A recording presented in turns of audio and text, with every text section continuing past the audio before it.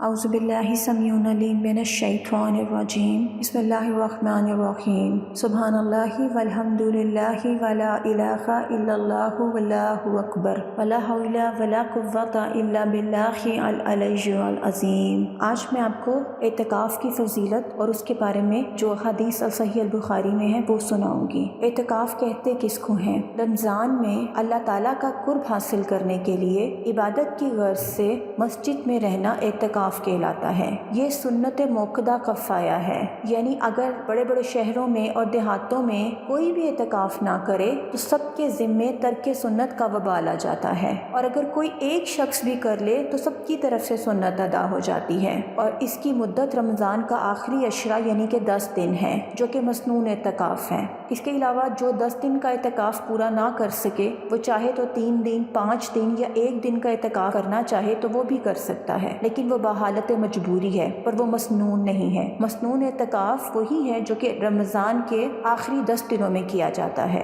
اس میں ہم تمام دنیاوی کام، تمام نفسانی خواہشات، ہر طرح کی لذت سے اور اپنے اہل و عیال سے الگ ہو کر خود کو اللہ کی عبادت کے لیے وقف کر دیتے ہیں۔ حضرت عائشہ رضی اللہ تعالیٰ عنہ سے روایت ہے کہ حضرت صلی اللہ علیہ وآلہ وسلم جب رمضان کا آخری عشرہ آتا تو اپنا تہبند مضبوط باندھتے اور رات کو جاگتے اور اپنے گھر والوں کو جگاتے، یعنی یہ جو آخری دن ہے یہ صرف اور صرف اللہ کے لیے وقف کر دینے چاہیے، اللہ کی عبادت کے لیے وقف کر دینے چاہیے۔ حضرت ابو ہریرہ رضی اللہ تعالیٰ عنہ سے روایت ہے کہ ہر سال رمضان میں نبی پاک صلی اللہ علیہ وسلم 10 دن کا اعتکاف کیا کرتے تھے، مگر وفات کے سال آپ صلی اللہ علیہ وآلہ وسلم نے 20 دن کا اعتکاف کیا۔ اعتکاف ہر مسجد میں درست ہے، کیونکہ اللہ تعالیٰ نے سورۃ البقرہ میں فرمایا تم اپنی عورتوں سے اس وقت تک صحبت نہ کرو جب مسجدوں میں اعتکاف کر رہے ہو، یہ اللہ کی باندھی ہوئی حدیں ہیں، ان کے پاس نہ جاؤ۔ اللہ اسی طرح اپنا حکم لوگوں سے بیان کرتا ہے تاکہ وہ گناہ سے بچے رہیں، یعنی جو رمضان کے آخری 10 دن ہیں جس میں ہم اعتکاف کر رہے ہیں، اس میں سوائے عبادت کے ہم اور کوئی کام نہیں کر سکتے۔ ہاں، انسان کو اگر کوئی ایمرجنسی ہو جائے یا خدا نخواستہ کوئی ایسا کام ہے جس کے لیے مسجد سے باہر نکلے بغیر گزارا نہ ہو،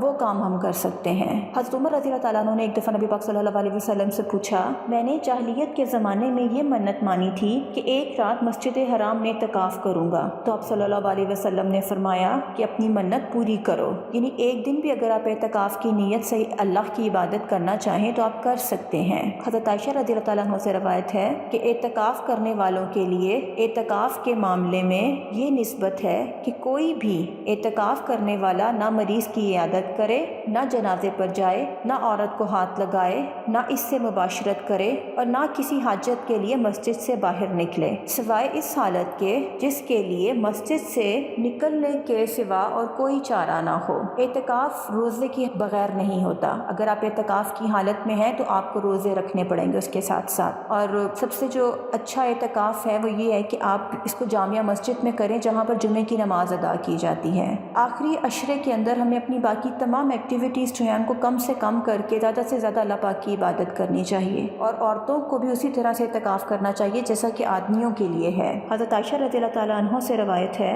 کہ حضرت صلی اللہ علیہ وسلم کی بیوی تھی، انہوں نے کہا کہ حضرت صلی اللہ علیہ وسلم رمضان کے آخری دہے میں برابر اعتکاف کرتے رہے، یہاں تک کہ اللہ نے آپ کو اٹھا لیا، پھر آپ کے بعد آپ کی بیویاں اعتکاف کرتی رہیں، یعنی نبی پاک صلی اللہ علیہ وسلم کے جانے کے بعد تمام امہات المومنین جو تھیں وہ اسی سنت پر عمل پیرا رہیں اور اعتکاف کرتی رہیں۔ اعتکاف کے دوران اگر ہم کوئی بھی عبادت کا کام کر رہے ہیں تو وہ بھی ایک طرح کی عبادت کنسیڈر ہوگی، مثلا قرآن مجید پر غور و فکر کرنا، کائنات پر غور و فکر کرنا بھی عبادت میں شامل ہے، اور ہر وہ کام جس سے ہمارا اللہ کے ساتھ تعلق مضبوط ہو اعتکاف کی حالت میں وہ ہم کر سکتے ہیں۔ اچھی دینی کتابوں کا مطالعہ کر سکتے ہیں، تفسیر پڑھ سکتے ہیں، کیونکہ نارمل روٹین میں ہمیں اتنا ٹائم نہیں ملتا کہ ہم تفاسیر کو پڑھ سکیں، تو اعتکاف کی حالت میں ہم زیادہ سے زیادہ احادیث کی کتابوں کا مطالعہ کر سکتے ہیں، تمام تفاسیر کو پڑھ سکتے ہیں، اور اس کے علاوہ تمام ذکر اذکار، تسبیحات، نوافل، یہ سارا کچھ ہم کر سکتے ہیں۔ اعتکاف کے پورے 10 دنوں کے لیے ایک ایک دن کے لیے بھی پلان بنایا جا سکتا ہے تاکہ ہم زیادہ سے زیادہ جو اپنا وقت ہے وہ عبادت میں گزاریں۔ مسجد میں جب ہم اعتکاف کرتے ہیں تو مسجد میں اعتکاف کے دوران دوسرے لوگوں سے بات چیت کم سے کم کرنی چاہیے، اور لڑائی سے اور بحث و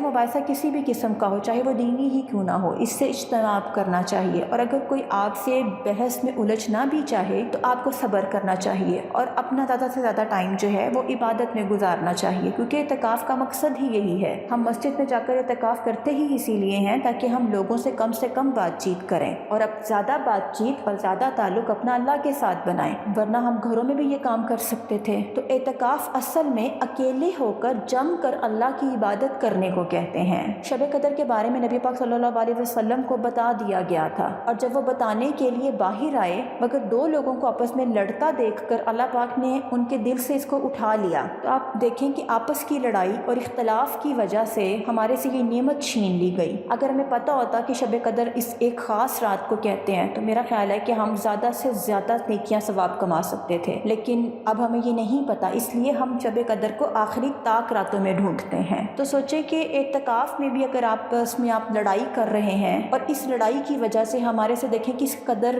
بڑی نعمت بھی چھین لی گئی، تو پھر اس کا کیا فائدہ ہے؟ اعتکاف کا فائدہ تو یہ ہے کہ ہم اپنے نفس کو ماریں، اللہ کی زیادہ سے زیادہ عبادت کریں اور لوگوں کے ساتھ اچھے سے اچھا سلوک کریں، اور اپنا زیادہ ٹائم جو ہے وہ صرف اور صرف عبادت میں ہی گزار دیں۔ قرآن پاک پڑھیں، قرآن پاک کا ترجمہ پڑھیں، قرآن پاک کو سمجھنے کی کوشش کریں، اس کے لیے جتنی تفاسیر اویلیبل ہیں ان سے ہیلپ لیں، احادیث کی کتابوں سے ہمیں مدد لینی چاہیے، اس کے علاوہ جتنی اچھی دینی کتابیں ہیں ان کا مطالعہ کرنا چاہیے، اور سب سے بڑھ کر اللہ سے اپنا تعلق مضبوط کرنا چاہیے، اور جب عید کا چاند نظر آئے تب ہمیں اعتکاف کو ختم کرنا چاہیے۔ اللہ پاک ہم سب کو اعتکاف میں بیٹھنے کی اور اعتکاف کے تمام تقاضوں کو پورا کرنے کی اور نبی پاک صلی اللہ علیہ وسلم کی سنت کو پورا کرنے کی توفیق عطا کرے۔ اللہ ہم سب پہ اپنا رحم اور اپنا کرم کرے، ہم سب کو خیر کثیر عطا کریں، اور اس رمضان میں ہم سب کو معاف کریں۔ اللہ ہم سب کا حامی و ناصر ہو۔ اللہ حافظ۔